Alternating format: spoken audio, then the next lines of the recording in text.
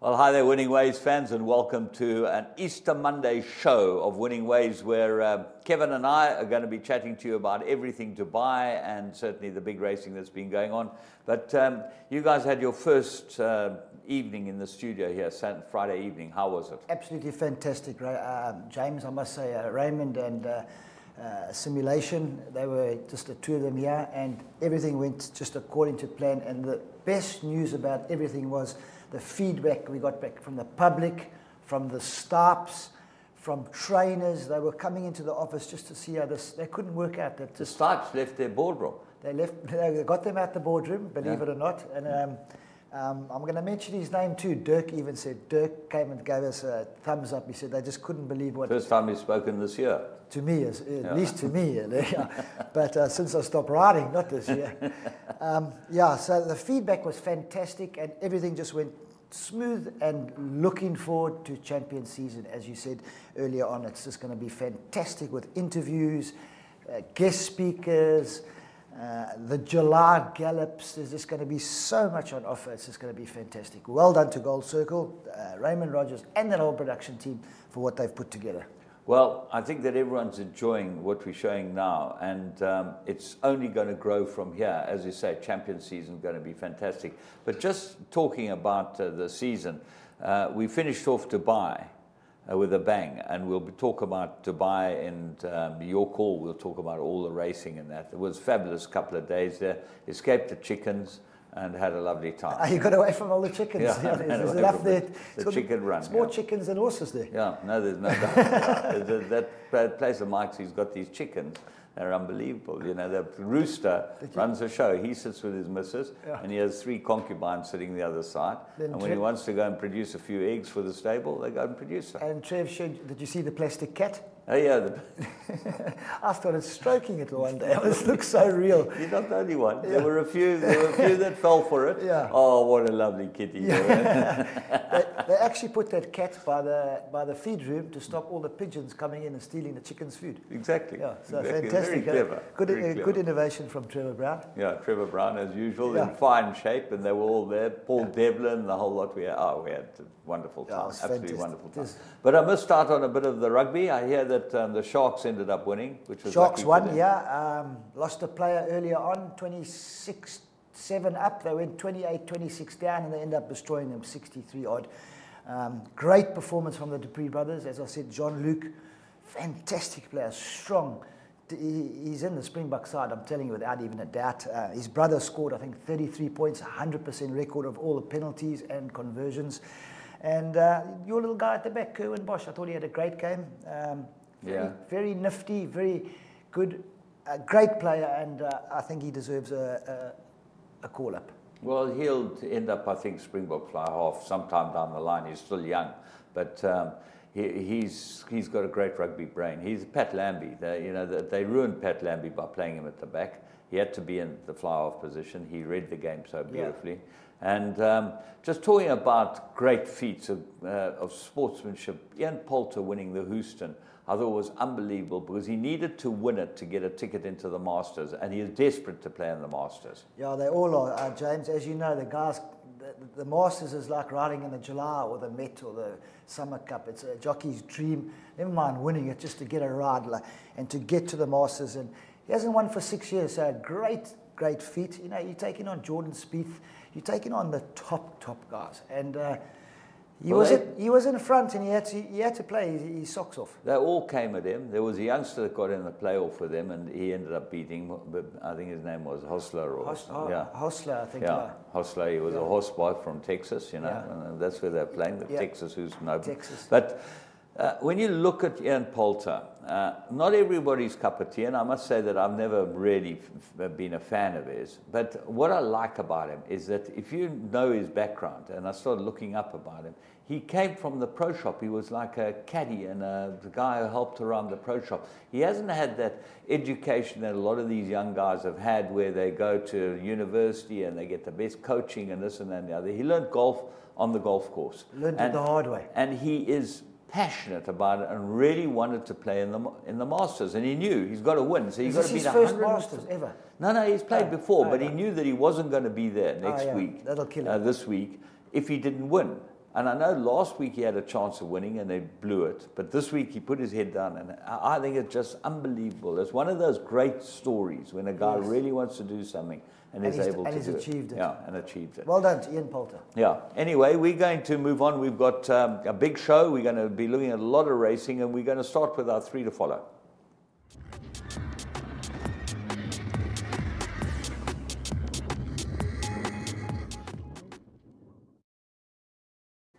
Right, well, let's have a look at the first one. We go to the Vaal on 27th of March, and Diane Stenger stepped out a very nice Toreador, Aracle. And let's go and have a look at this. Drawn right on the outside, didn't look like the place to be, but this was a cracking good run. This will go next time. Yeah, James right on the outside. Got the white colours. You can see it as very distinctive. White colours, white face, Kev. Yeah, he's... Yeah, one off the outside now. Diane Stenger is not known to ready them up as well, James, so this must have been showing quite a bit at home. It was any price, so she was looking just to give it a little educational, but as you say, it's in the race, not far off them. Nice to see them spread across the track again. It just gives everybody a chance. And the favourite wasn't, I mean, not the favourite, the horse that won, I Like It, comes from near the back of the field, also unfancied. And here comes Aracle right on the outside of the white colours. Moves up, looks like it has a chance of running them out. You'll see it changes its legs, a little bit of a... Still yeah, it might win, but you've got Melorado and Ronnie's Candy running on really strongly up the inside, but suddenly this thing just comes from the outside of them and wins very, very nicely for Stephen Moffat and Gunther Rochemann. But it had start and really won a good race, the Scholcher. And we think that the horse that ran second, Aracle, by Toreador, bred by the Clifton stud, and this should be able to go in next time out. Very nice Toreador filly. Toreador, he's going to be missed, that horse. It was a very good stallion. Right, we're going to move on to the next one, and we go to, I think it's the Vaal again on Thursday. Yes, Vaal again on the 29th. And it's a 1,200 metre maiden juvenile plate, 2 very nice horses. We like the look of the second horse. He got run out of it at the death, but let's go and have a look at Carbonatum. He was very expensive, Michael Javits colours. Let's go and pick him up at the start. There he is, drawn 2, Kevin, Michael Javits colours. I think you even rode in these colours. Yeah, I rode a couple of winners in these colours. A great man. Comes out nicely, James, by Fort Wood in a 5 furlong. I mean, a 6 furlong. You know the money was down too. They must be showing something very special. And you can bet your bottom dollar this is going to go maybe over 1,400 or a mile next time. And this should be a penalty kick. But lovely action. Look at that little daisy cutter action, James. You can see those feet are hardly coming off the ground. The winner here is 3 off the right-hand side in the red sleeves and the blue cap. Mr. Flood, it's a pass fork. And this might be a very nice horse owned by Keith Waterston because that quickens up really well here on the outside. But he's a bit flat-footed, the Fort Wood, Carbonatum. And he's out of Welwitcher. Do you remember Welwitcher? Welwitcher, yeah. I won a bred few by races Maurice with him. But yeah, very well bred. Looks like it's going to win, but Lucky Larkus is having tremendous success, especially at the Vaal. Here comes, and the money was on it as well. Back to a little bit to Carl Zechner. Mr. Flood goes on to win very well. You can be with the second horse next time over a little bit of ground. For me, James, that can only come on leaps and bounds. Yeah, the winner might be quite a nice horse because he won a really good race, and as you say, there was money for him, so they're both worth having a close look at. We then move on to our favourite source of winners, and they win week in and week out, the ones that we pick out off these barrier trials. We're going to the barrier trial Friday the 30th, and this was race 10, and Garth Puller stepped out one here. Have a look at this one. My goodness gracious. This can run like the wind. Let's go and pick him up. Roman Dancer, there he is, drawn 9 in the Fitzgerald colours. He's by Crusade. He's bred by Richard Fitzgerald. Very nice for him. But Billy Jacobson picked up the ride on this. He just tucked us in. This was going too well here. He's trying to get the horse to steady. It's pulling its arms out. The second horse is in front. Watch this. Kev. Yeah, I had a good look at him in the ring too, James. We were here early to watch it, and myself and Warren both picked him out. He's a lovely looking individual. He's got a tremendous speed. He's just, you'll see him, yeah, he's got the red cap, he's sitting third, he's behind the horse with the black and yellow colours on. Billy just pops him out here now, and as you said earlier, if he shook this horse up now, I think he would have won by about 5 lengths. But everything behind him is a little bit under pressure. You can see the horse on the inside, the yellow colours, comes off the bit now, and the horse in front now comes off the bit, but Billy hasn't moved a muscle on the horse. Yeah, in fact, the horse Tinkled, ridden by Warren Kennedy, gets a little shake-up. This horse cruises past it.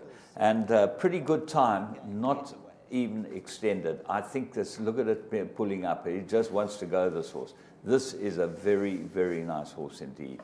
And you can certainly be with him. Roman Dancer, remember the name? From the Garth Puller stable. And certainly over 5, he'll win a 5 on his head. He's so good. Anyway, let's go and have a look at what shouldn't happen.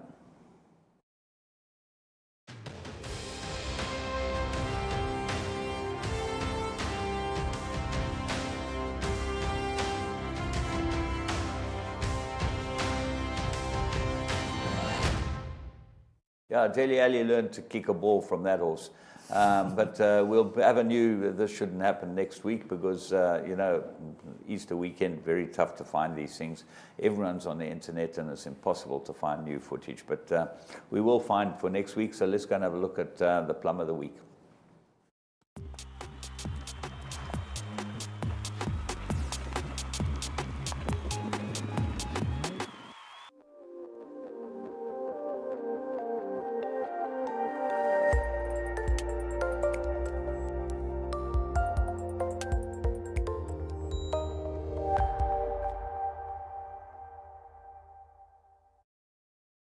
Empire, Ancient Spirits in the middle, followed by Twice the Man. Towards the outside is Pearl of Siberia and Queen of War. Symphonico is the leader. Smoker's second, Pearl of Siberia, Queen of War, Ancient Spirit, Dan's Empire got nowhere to go. Smoker's the leader into the final 100 meters and draws away. Smoke wins it well. Second is very close. Ancient Spirit, Queen of War, Symphonico and Dan's Empire. Smoke. We told you when this horse ran first time out, be with it. It's been scratched a couple of times since then. I've been watching this horse. Unfortunately, I missed it because I was in Dubai. But because you can't get on a website there, Kev. It's impossible. You know, everything's blocked. You can't get results, you know that. Can't get anything. I know. I mean, anything. Trevor Brown knows 1 or 2. You've got to go through the UK and come around just to get a Durban result, but just comes up blocked. Yeah, blocked. Blocked. Everything was blocked. So I didn't see this horse, the son of Karari, but we saw it last time. We said this can't lose next time. You could have got 5-2 on Interbet about this horse. 2-1 anywhere. As much as you like. No, it was impressive. You had to have a bet on this horse, and thanks to Interbet for giving us the best price about this horse. And we love these. I'd like to be at the next time again. 3-1 like it. It absolutely dawdled in. Yeah. And a striker just covered it up, let it go. With 3 strides, it was dead. I'm sure I think it might be a nice horse. Good luck to them. I'm sure it'll be down for the champion season in Durban. I honestly think so. If it can win the Colorado King Stakes like that, which is a Group 2, surely they're going to. It wasn't a maiden plate, Kev. You're in the wrong race. No, this sorry, is called Smoke. I was watching something else. This is the Colorado King's coming up. It's coming up. In the next session. So let's take a break, and we'll be back for Kev to gather his thoughts about the Colorado King. Nice tackle, Kev.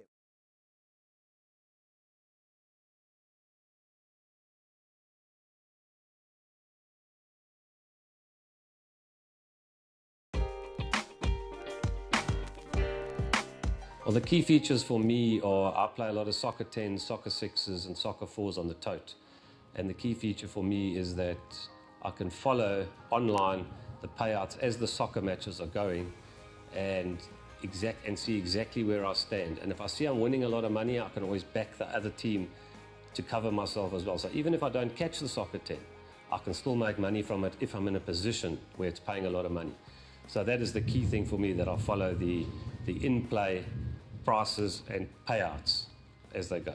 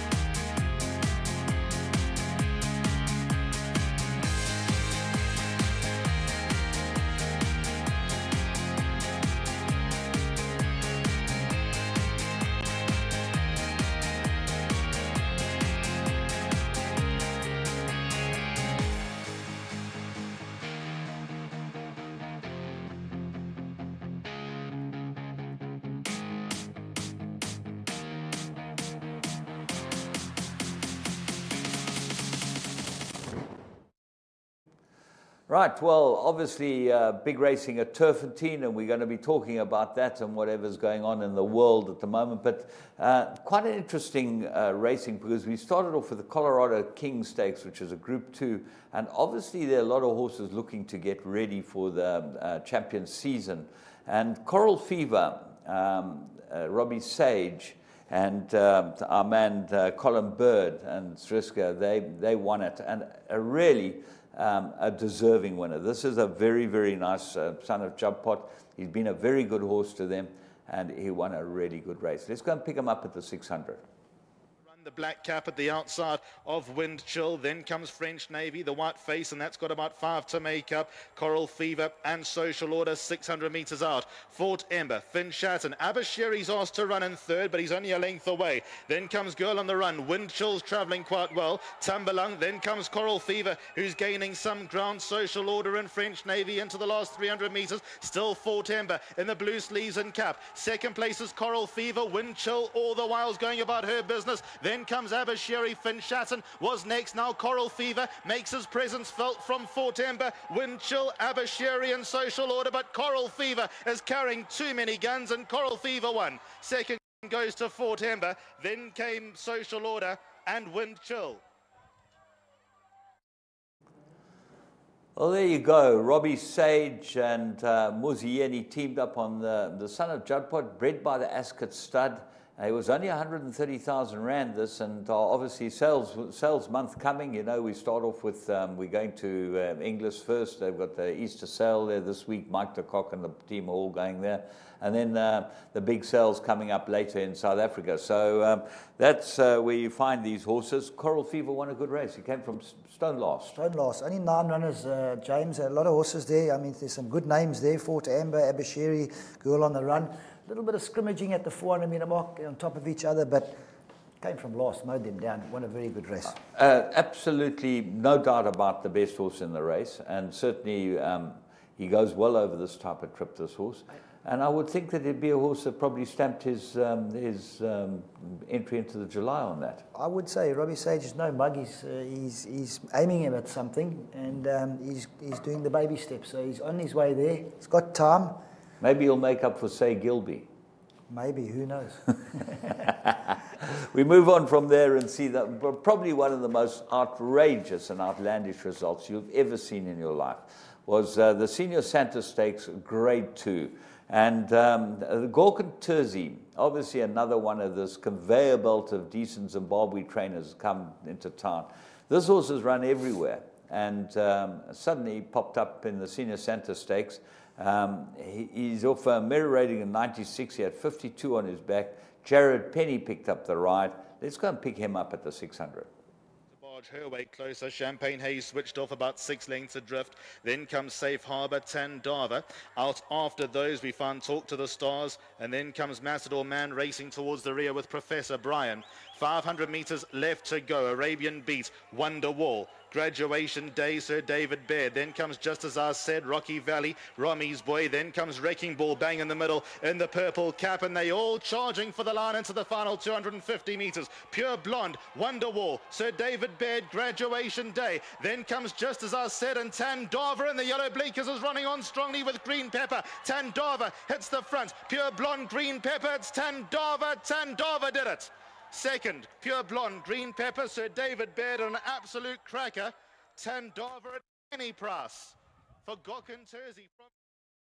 Well, there you are, the biggest success Jared Penny's ever had, and certainly Gorgon Terzi, great job they did with this horse. This horse had about 6 runs in the last 6 weeks, and he's kept him going, kept him rolling along, and he won a good race. He's by Century Stand, this horse. I think the Alexanders trained Century Stand. In the early days, he went and stood in Zimbabwe.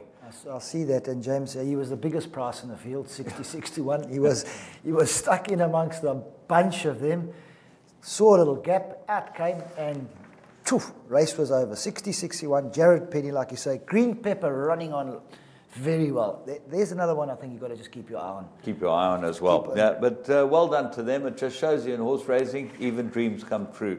Let's go and see the Sycamore Sprint, Grade 3. This was 1,260 metres as they have at Turfentine, and I thought this horse was properly for this race. This horse had 2 or 3 warm-ups, looked like she's coming to herself. My Funny Valentine, she's a very good filly. Let's go pick her up at the 600. Of fun as they race down towards the final 700 meters, and Frederico's Dream is in front. Spring Wonder is second, covered in snow directly behind the leader on the inside. Then comes My Funny Valentine, that's in the blue sleeves and cap. Best Kept Secret bang in the middle. Winter's Forge and Arissa, followed by Mrs. O. They've got about 5 lengths to make up. Lady Starlet was further back, 400 meters left to go. Frederico's Dream is hard up the inside. Arissa, Winter's Forge, then further back to My Funny Valentine, and covered in snow is trying to come out of the pack, but it's Winter's Forge nearest us with the nose in front. Second place is Arissa. Mrs. O, My Funny Valentine is quickening well. My Funny Valentine is built up ahead of steam, and here she comes. She's won it. Second goes to Arissa, Winter's Forge, and then came Frederico's Dream.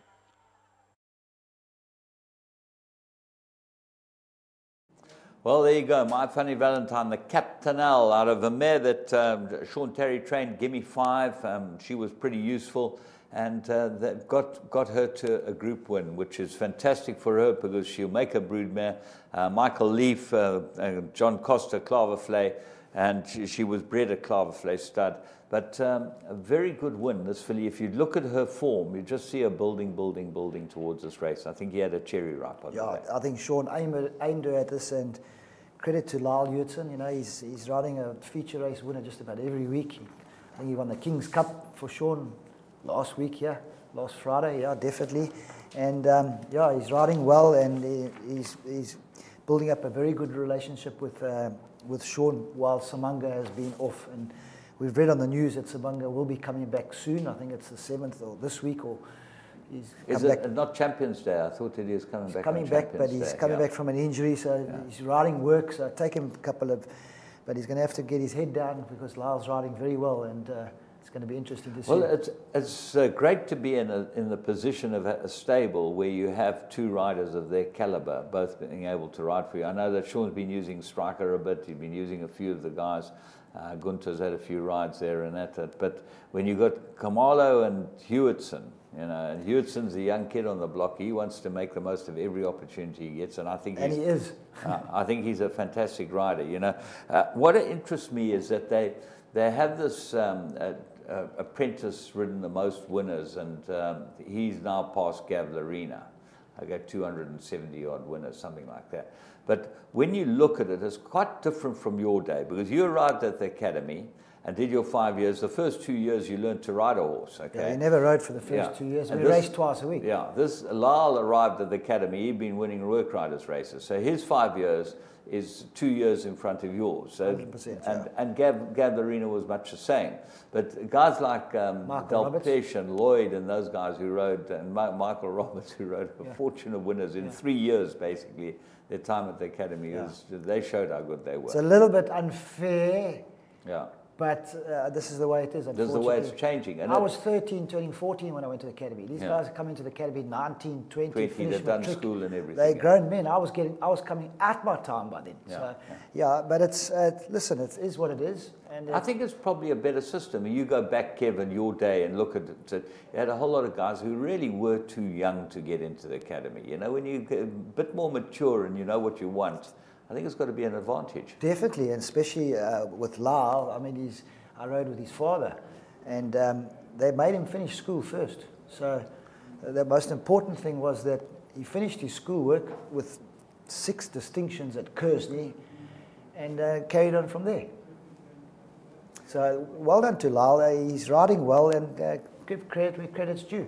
Yeah, well, Gavlarina, whose record he broke, he had a shocking fall at Turpinning on Saturday. I wanted to be and, you know, we can only wish him a speedy recovery. He's broken his clavicle, which is not a good injury, okay? Yeah. But, you know, there's part of the game, and unfortunately... It's the wrong timing. Yeah, he's going to be out for the whole of the champion season. But they're remarkable how they fix these things nowadays. They're just...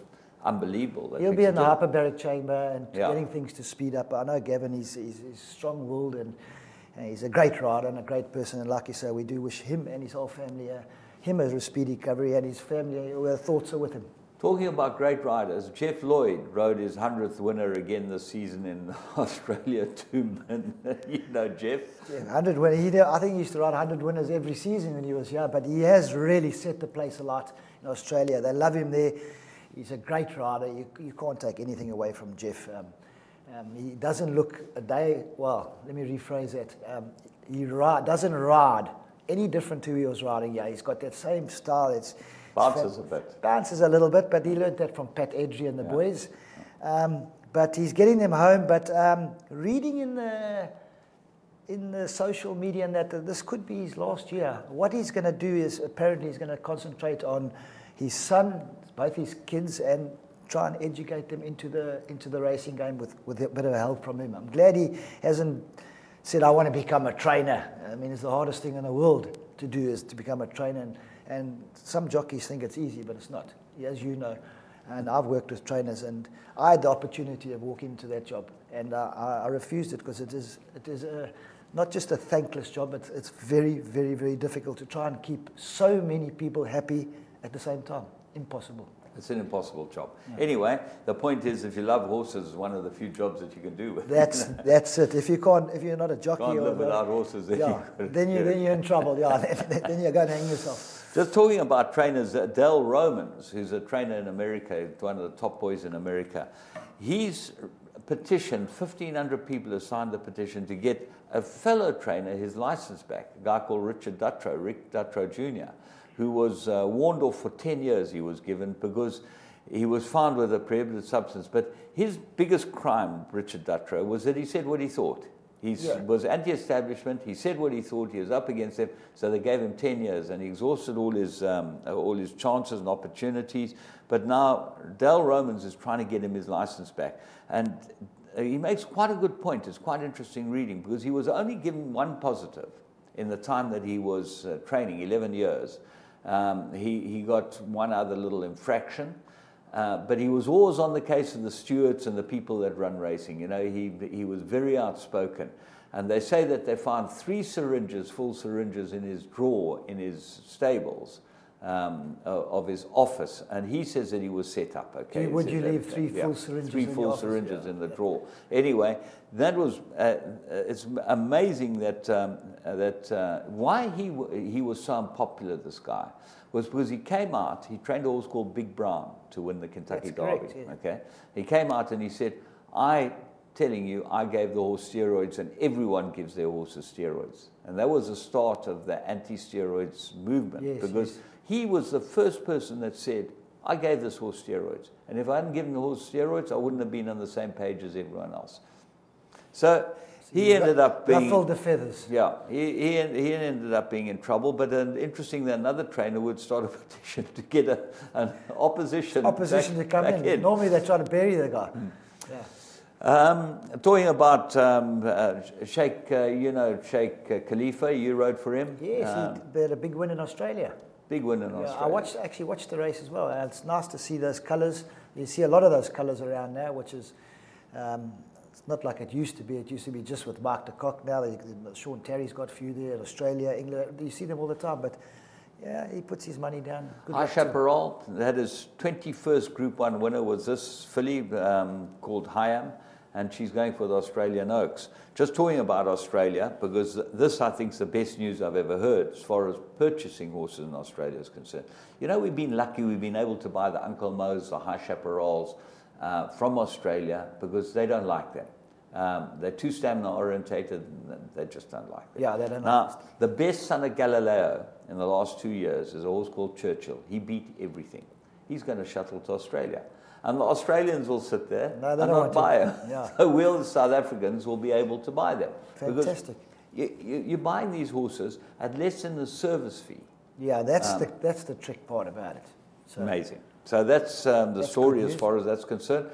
We've got a big week's racing coming up, Kev. Going to be some fun this week. Yeah, listen, it's all starting to happen now. It's exciting now. We're on the doorstep of the champion season to start, and once it gets going, you blink, you're going to miss it. Before you look again, the July ball is on, the July's on, the Gold Cup's on, and and then we're down at the Wild Coast playing golf. And that's the culmination, isn't it? That's the end of it. That's it, and it's finished. I've got to save the whole season to be able to pay my debts on that golf tournament. Okay, well, because everyone has a bet with me. They know I'm a pigeon. No, you're a retired pigeon now. Yeah, retired pigeon, even worse. Yeah. Got nowhere to make an income. But we're going to move on. We're going to take a break, and we will be back with the Dubai World Cup.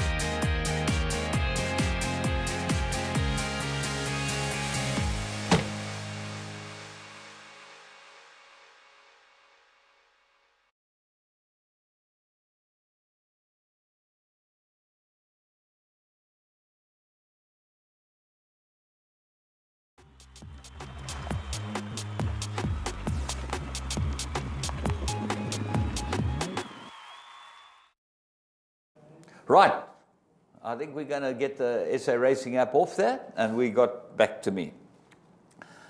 Lucky enough to spend the week in Dubai, see the whole build-up, be with the Mike de Kock team and the full Georgia team. But more than that, lucky enough to get from me to the camera away from where you are sitting in your couch, away from Vazirabad, who won the Gold Cup for the 3rd year in a row. Now, just in the build-up, here's a horse that is a champion stayer. He's a 6-year-old. He's trained by one of the best trainers in France. And he just is Deroy Dupré. He's just one of the great trainers. And he prepped this horse like a machine. The best part about this is we're only going to show you from the 1600-meter mark. Watch where this horse is. And he just absolutely runs them all down.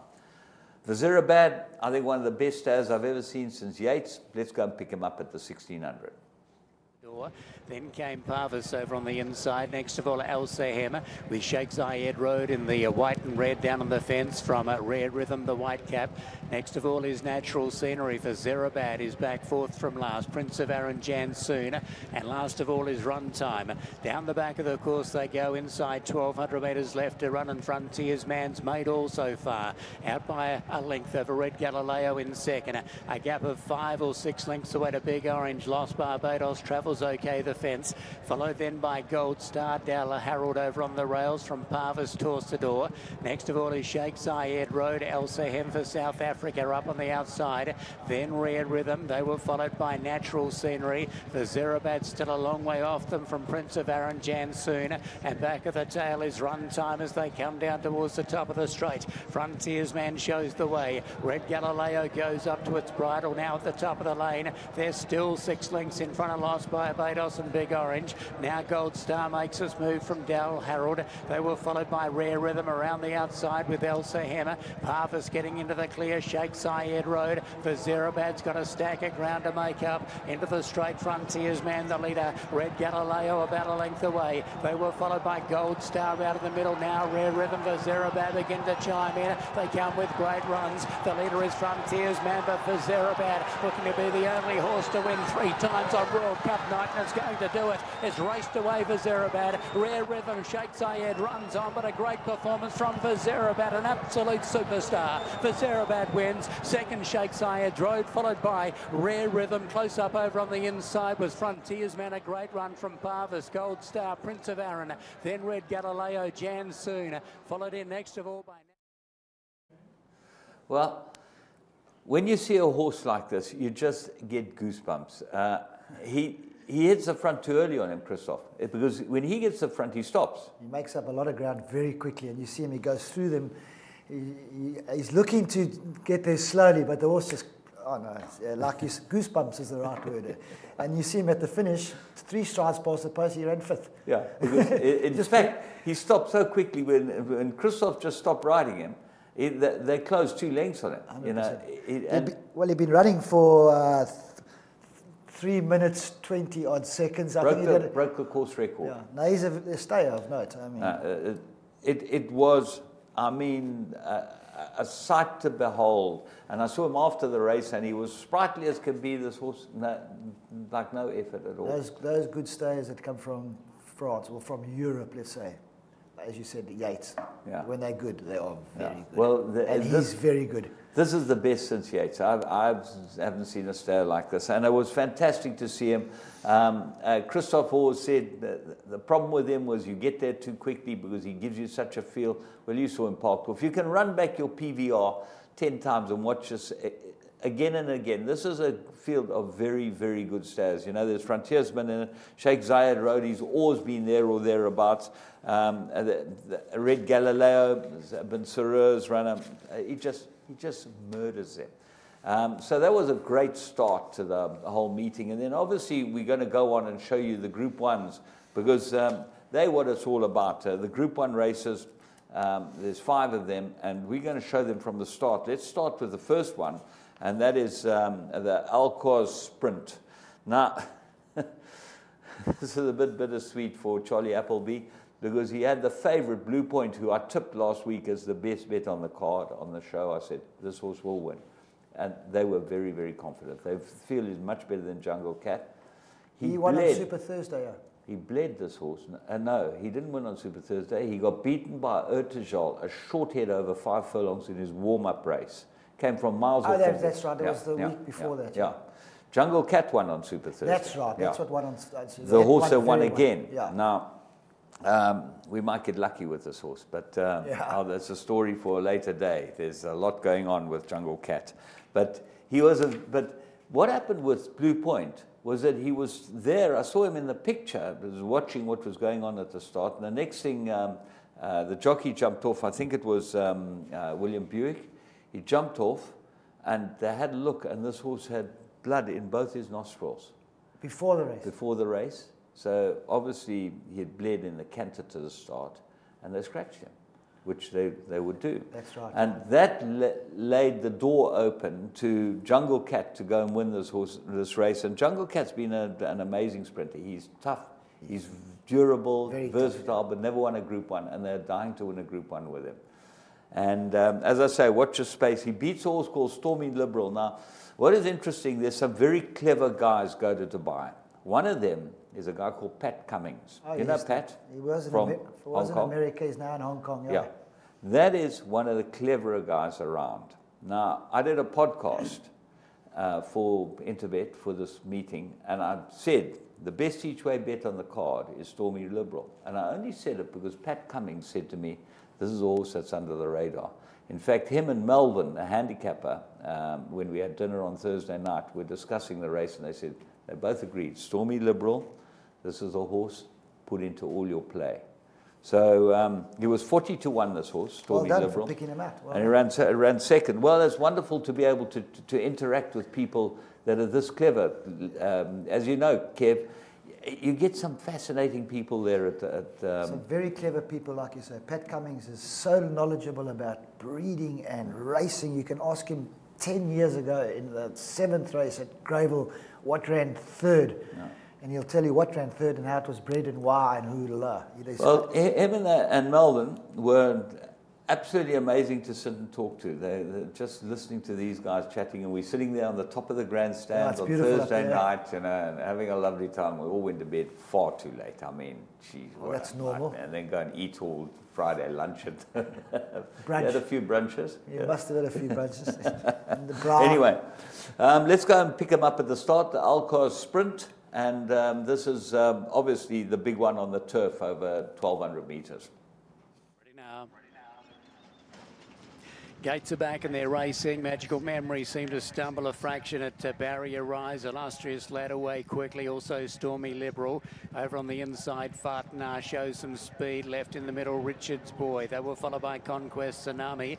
Next of all is Music Magnate coming across. With it is Magical Memory. Just off them there as they settle. Jungle Cat hit the bid's going to be the widest runner. Baccarat is a fair way back in the field. Holding Gold is well back as well with Washington DC. And over on the inside, Labrisa Breeze. Conquest Tsunami went to the front as they come down to the course proper with 550 metres to go.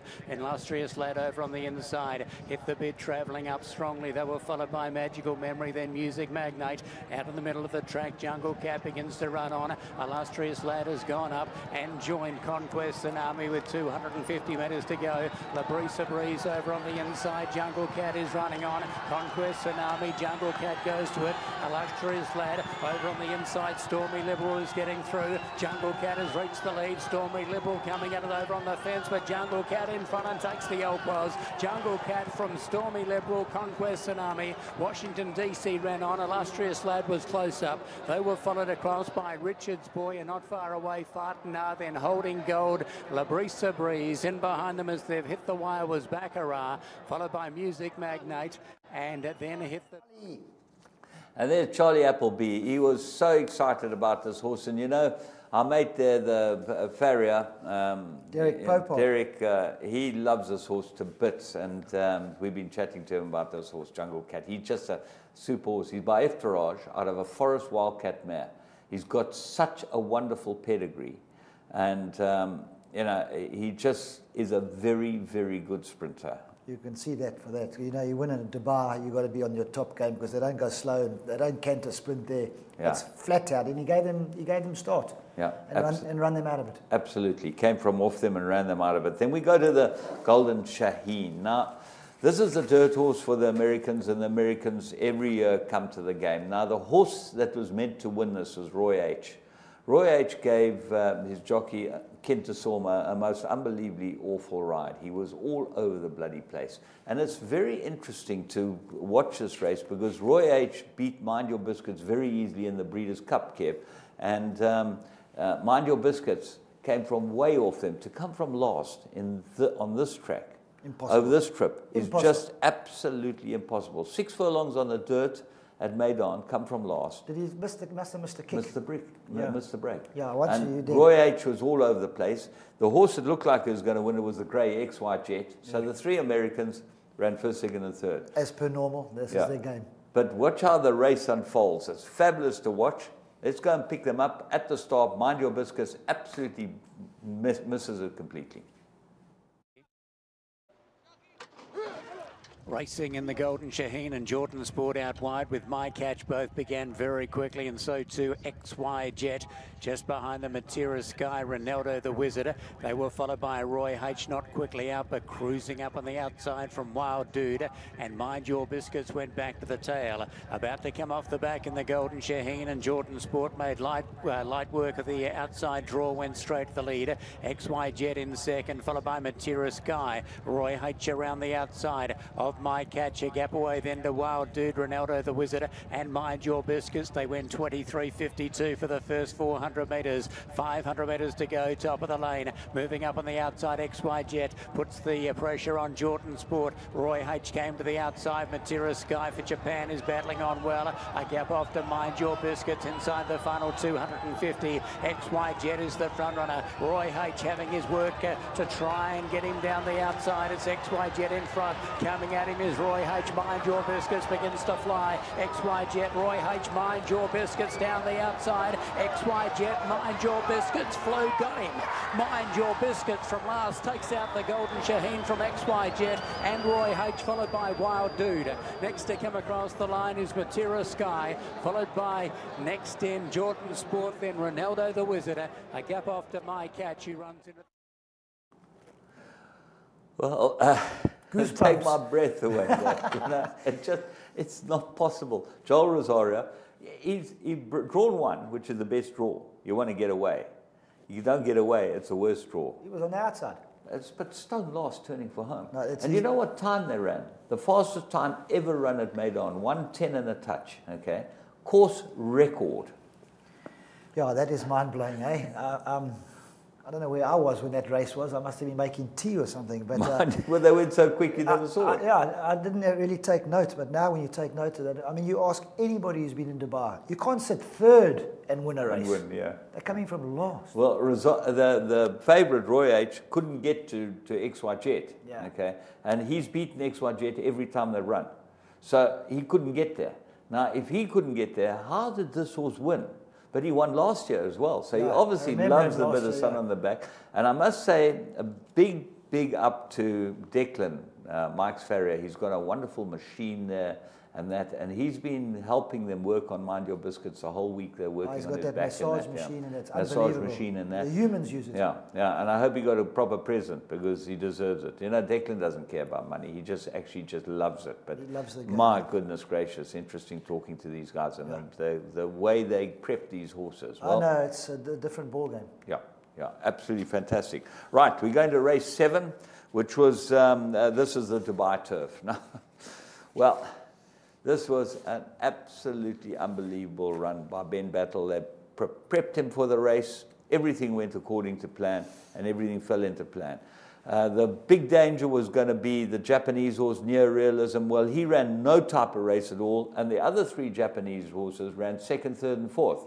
And Near Realism's much better than them. He's a brute of a horse in the parade ring, big chestnut thing. You've never seen anything like it. He made horse chestnut look like a pony. I mean, it was huge, this thing. But it never seemed to handle the left-hand track. See, unfortunately, a lot of times they race a different way to the way they race back home. Yeah. Sometimes that affects them. Anti-clockwise. Anti-clockwise. Well, let's go and pick them up at the start. The Dubai Turf, another one for the boys in blue. Starter Shane Ryan waits. Gates are back, they're racing in the Dubai Turf, and they're going straight back to the rear is Blair House. Away quickly, Krokosmir, also Janubi, and Ben Battle boxed away beautifully. It's up on the outside, and Neo Realism just getting a little bit keen over on the fence. Championship now goes forward from Promising Run. They were followed by Monarch's Glen and Water Creek going through on the fence. Then came Real Steel, Trey Fleur. Next of all, as they run down the back, is Lancaster Bomber. Over on the inside, Blair House, followed by Deirdre Vivlos. And back to the tail of proceedings is Leshlar. They run their way down the back straight, and the front runner is Janubi for South Africa. Janubi's out by a length over Ben Battle, sitting in the breeze second. Championship over on its inside. They were followed by Neo Realism, Promising Runner. Krokosmir caught out wide as they leave the back straight. Next of all, Monarch's Glen down on the fence. Water Cree on the fence, at least, as Monarch's Glen made ground around the outside of Real Steel. They were followed back in the field by Blair House. Next of all, then is Trey Fleur with Deirdre. Next of all, Vivlos. Well back was Lancaster Bomber, and back at the tail is Leshlar. They come to the top of the straight. They're about to turn in, and Janubi slipped away. They go to the 500 metres, and Janubi's out by 4 lengths over Ben Battle in second, followed by Championship, Krokosmir. Down the outside, Real Steel, followed then by Monarch's Glen, beginning to get warm. Promising Run between them. Near Realism needs room, and right down the outside is Vivlos. Going to the front, Ben Battle as they go to the 250. Deirdre and Vivlos. Real Steel charge after Ben Battle. Ben Battle's out by 3 lengths. Vivlos is down the outside. Ben Battle well clear of Vivlos. This is a rising star, Ben Battle. Ben Battle's going to bolt in the Dubai Turf. It's Ben Battle by 4 lengths over Vivlos, Real Steel and Deirdre. They will follow close up by Promising Run. Next to come in is Leshlar, Krokosmir. Then came Neo Realism. Next across the line is Blair House, followed by Water Cree, Lancaster Bomber. Janubi got tired. Trey Fleur. Well back then was Monarch's Glen, and Championship at the rear. Well, Orson Murphy, he got his chance on this horse. He'd been riding it. They prepped the horse for the race. They said he was the right horse, and my goodness, he turned out to be one in a canter. You know what I liked about him, James? He's got tremendous gate speed. Unfortunately, I thought Janubi was going a bit quick. Yeah. He was sitting up second. He let him go ahead, turned for home, and you could just see. He quickened up. This is a serious. I mean, that was 1,800 meters. They got Royal Ascot coming up. That 10 furlong they have there. Is it the Queen Mary, Queen Anne. No, Queen Anne is the sprint, isn't it? No. Queen Anne. Well, one of those big races. Yeah. Queen Anne's the race that they were going to take Winks for. Right. Yeah. There's a race for this horse, and he's a serious contender. I'm happy for Charlie. I mean, Bin Saru, not Charlie. Bin Saru trained just one, yeah. He's a hell of a good man, and he's a serious. So you win by 4 lengths, you win in the Dubai Turf. I mean, that's the old duty-free. That's normally the hardest race on the card. Well, it is. It's full of group horses. You know, they've up and coming. Aidan O'Brien bought the Lancaster Bomber. Yeah. You know, there's he's no slouch. And Janubi, just talking about him, you know, he battled. He just gets 1800 if you hold him up a bit. But if you go quick, he's not going to get the trip, and he just patently didn't get the trip. Well, you can see that the 300. But he looked fantastic. I know that in the lead up, Mike had him absolutely perfect. Yeah. And obviously, to win these races, you've got to have everything in your favour. Everything, and a little bit extra. Yeah. And the 2 Deep Impacts from Japan ran 2nd and 3rd. And it was a triumph, as I said, for Said Ben Sarur and the boys in blue. Then we move on to the next one, and obviously this is a Shima. And the Shima. Ray Dora was meant to be the right horse, but Hawkbill, this is what was very interesting. He went in the pens, he got his leg caught over the side of the pens, he reared up, he got his leg caught over. You probably never saw it. Look, it took 5 minutes to get him out. And they trotted him round and they ran him.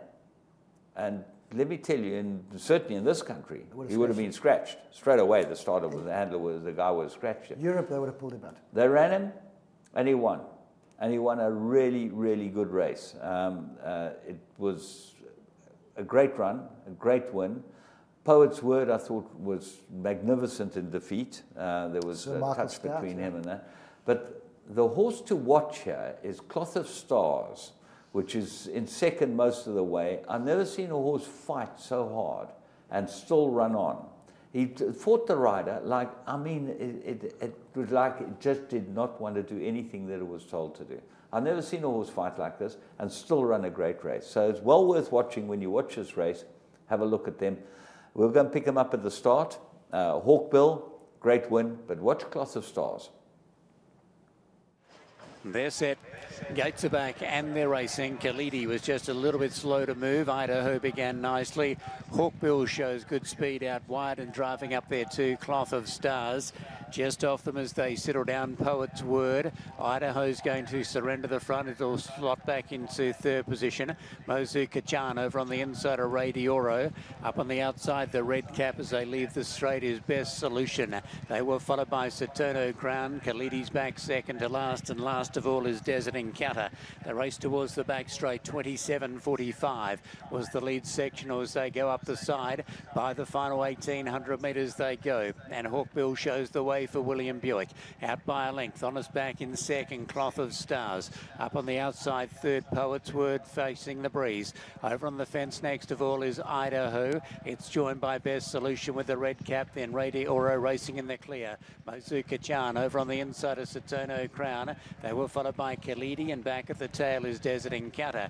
Down the back they go. They're not going particularly quick, and Hawkbill is the leader, getting keen and maybe a little tight. There was Cloth of Stars on its tail. They were followed next of all by Poet's Word as they work their way down the back. Over on the inside is Idaho being covered by Best Solution, the red cap. Slipping around the outside, Khalidi goes a little closer from Rady Oro. Then Mozu Kachan over on the inside of Saturno Crown, and back at the tail is Desert Encounter. About to come off the back straight they come now, with 1,000 metres left to go, and Hawkbill shows the way, has dictated the race from the outset. Poet's Word in 2nd position. They were followed by Cloth of Stars. Next of all then is Khalidi. Between horses, Best Solution. 2 lengths away to Rady Oro, just being stoked into the race now. Next of all is Idaho, who's struggling around it. Saturno Crown running on. Then Mozu Kachan, and back at the tail is Desert Encounter. 550 metres to go as they turn in. Hawkbill is still the leader. After a Poet's Word up on the outside, trying hard, followed by Cloth of Stars. Then came out in the middle, Best Solution. They were followed by Khalidi. Saturno Crown letting down with a nice run. Between horses, Rady Oro, they go to the final 250. Hawkbill kept going in the front, shows the way now. Cloth of Stars getting into the clear. Out wider is Poet's Word, but it's Hawkbill well clear. Hawkbill's out by 3, trying to get their Poet's Word, but Hawkbill leads throughout, takes the Shima Classic in great fashion. It's Hawkbill by 3 lengths. Second, Poet's Word. Ahead away third is Cloth of Stars. They were followed by Best Solution. Next to come in Ray Dioro, followed by Mozu Kajan. Next to come across the line was Idaho. Well back then was Saturno Crown, who didn't finish on. Then Desert Encounter and Khalidi back at the rear. Well, he's a beautiful horse, Hawkbill. Kitten's Joy, and when you saw how slowly they went, 27 and a touch the first 400 meters was ridiculous. The horse in second, as you can see, Cloth of Stars. Pulling like a dentist. Like a dentist, yeah. And it was a very, very good ride. William Buick went to the front and pulled them all back. Controlled the race. Absolutely controlled the race. But as I say, this horse was leg over the partition, looked like he was in trouble. There's a story behind it, so he actually won a better race than he actually did. Exactly, and the point is that I think Buick rode a great race on him, because they were the slowest. They broke 5 track records on the day. And he went the slowest. This horse was the slowest they've ever been in this race. $6 million. I'd also go slow. But then obviously the whole build-up was to the Dubai World Cup, and Baffert arrived in town with his 2 chargers, Mubtahij, who ran exactly the same as he's always ran with Mike de Kock. No better, no worse. I think he ran to his rating. And the second horse, West Coast. But the horse that they all wanted to win was the dual Group 1 winner in France. And Christophe Simeon, I thought, was spectacular on this horse. He's not one of the best jockeys, if not the best jockey in the world, for nothing. Let's go and pick them up at the start. They're all set. Gates are back. They're racing, and North America missed the start. North America missed the start, so that turns the race on its head, and West Coast broke away beautifully with Mubtahij. Thunder Snow is coming across. Furia Cressada, Pavel just off them. Talismanic.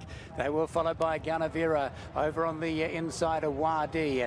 Next of all is North America, and back towards the tail is Forever Unbridled, along with Gunavera, so they leave the straight, and Thunder Snow is going to come across and take the lead. Sitting second in the breeze is West Coast. Pavel trapped out a shade wide from Mubtahij. Between them is Talismanic. They were followed by Furia Cressada. Then North America, the outside, as they really slow up into the back. Wardy is next of all. Going up on the outside is Forever Unbridled, and 4 lengths away to Gunavera. 25.73, so not quick the first sectional. Down the back they go, and Christophe Simeon dictates the race with Thunder Snow. Up on the outside, West Coast to its bridle. Mubtahij, Pavel going around the outer, followed by Talismanic. Furia Cressada over on the leader's back. North America was next from Forever Unbridled. They're very compact here. Wardy was next of all, and a gap away to Gunavera. Down the side they come in the Dubai World Cup of 2018, and Thunder Snow, the Derby winner from last year, shows the way. Wearing it like a glove is West Coast up on the outside. Pavel being ridden along. Mubtahij has enjoyed a lovely run, but comes off the bit. Furia Cressada, Talismanic around the outside. Forever Unbridled begins to run on. A gap to a Wardy. Into the straight they come, and Thunder Snow went for home. Simeon gave it some leather. Inside the final 300, Thunder Snow's out by 3-4 lengths over West Coast. Down the outside, Forever Unbridled, Mubtahij. Then Pavel as Thunder Snow, well clear in the Dubai World Cup. Thunder Snow, the Derby winner, is racing away. Trying to get there is West Coast, battling away, but a brilliant performance. Thunder Snow, a massive upset in the Dubai World Cup. Thunder Snow wins it by 5. Second is West Coast. Close up on the inside, Mubtahij, then Pavel and Forever Unbridled. They were followed by next in a Wadi. Next in was Furia Cressada. Well back as they've gone across the line was Gunavera. Pulling up near the tail is Talismanic, and also North America. Saeed bin Saror has trained the winner of the 2018 Dubai World Cup, a horse who has history here, and he quite rightly has a phone call to take, because this is a very, very important win for him, and I'm sure he'll be telling whoever's the recipient of this call just how happy he is with that performance. He will be delighted with. Well, he was delighted. Everyone was delighted, none more so than Christophe. I ducked the after party because it had been a long, long day. But I think he came downstairs. I saw pictures of the team with him. As a jockey, if you win there, you get that gold whip. Yeah. And I saw a lot of guys getting pictures taken with that. They were in the Phil Georgia camp, so they would have come to say how's it to Mark and everything. I can assure you they will have gone out and had a party. I had to fly. I would guarantee that, actually. I had to fly early the next morning. I thought, I'm not going with no sleep. I've got to put on Winning Ways. This is the show, you know. We've got to do it, and we've got to be fresh and ready for it. But fabulous win. Yeah, no, very good win. Great ride, I thought. Saeed, I think that's his 7th World Cup. 8th World Cup. Yeah. Yeah, he had 7 before that. That's his 8th. Christoph's first. It's a dream for anybody. Yeah, and Christoph, interestingly enough, about this horse, is also a very difficult horse. He shied away from the numbers board before. He's lost races because he's behaved extremely badly. They took him to the Kentucky Derby, came out and peg rooted. Yeah, peg rooted. They wouldn't gallop. Yeah, so Christoph rode him there as well. So Christoph stuck with him. He knew he had ability. Christoph knows the horse, and as that, you know, to see the combination where you stick together and they work together and they end up winning something like this is just fabulous. Yeah, it's taken a year, but well done to all of them. And his prep was good too. He ran all the Maktoum challenges, and he went on to win a good race. It was a fabulous meeting, as always. We had the best position, as always, on the racetrack. And just thank you to everyone who made it so worthwhile. And Kev, you know what it's all about. You love going there, and we love going there. It's just wonderful. There was one other race, the Derby, we never showed. Yes. It was won by 18.5 lengths for Mendelssohn. Mendelssohn, yeah. Now, the interesting thing is... By Scat Daddy, I think, by Scat Daddy, this horse. And he was bought for 3 million, I think, guineas when he was, or dollars when he was purchased by MV Magna, and he is their Derby horse, the first crack that they'll have at the Kentucky Derby, and they really want to win the Kentucky Derby, and this horse does look like a Kentucky Derby contender. On what we saw there, and knowing Aidan O'Brien, that would be remember, a nice trip to go on. He's still got to go there, but on what I've seen, he would be the Kentucky Derby horse. I'd be first virtually European horse that are going to go and take them on at their own, in their back garden, which is not easy. Well, he was a Breeders' Cup winner, Mendelssohn. He won the Breeders' Cup. Yeah, he's fine. He's no slouch, but what he's done on Saturday was 18.5 lengths. First run on the First run on the dirt. Aidan O'Brien must have been so excited.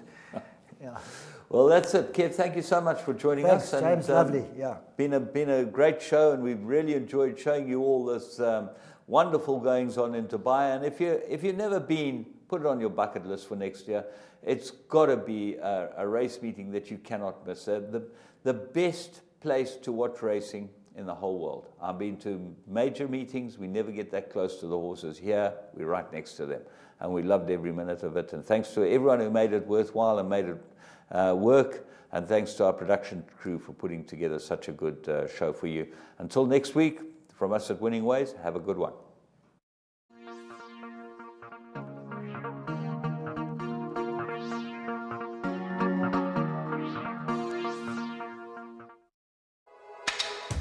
Your world of winners is now online at www.teletrack.com.